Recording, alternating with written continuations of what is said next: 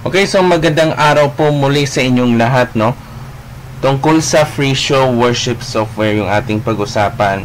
Ang tanong ni Manny07 Parameda, how po mag-delete ng mga files sa loob ng media? So maraming salamat sa yung tanong. So napakadali lang gawin. All you have to do is go to media tab. So first, open natin yung free show. Then, go to media tab. As you can see, ito po yung mga files na nasa loob ng media.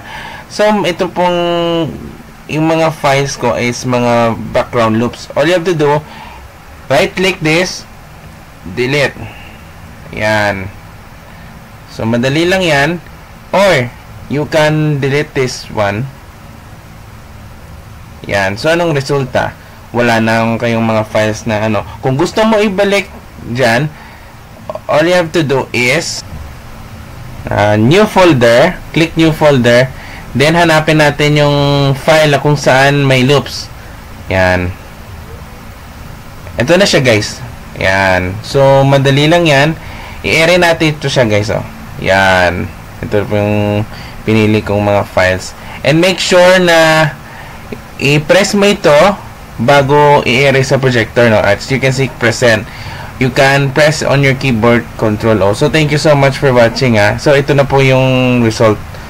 And goodbye and God bless you all. And enjoy sa paggamit ng free show worship software. Now, makikita po natin yung yung you have not saved yet. Are you sure you want to close, no?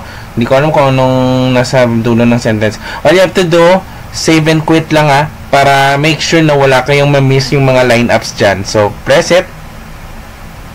Or you can press Y in your keyboard. So, thank you so much for watching.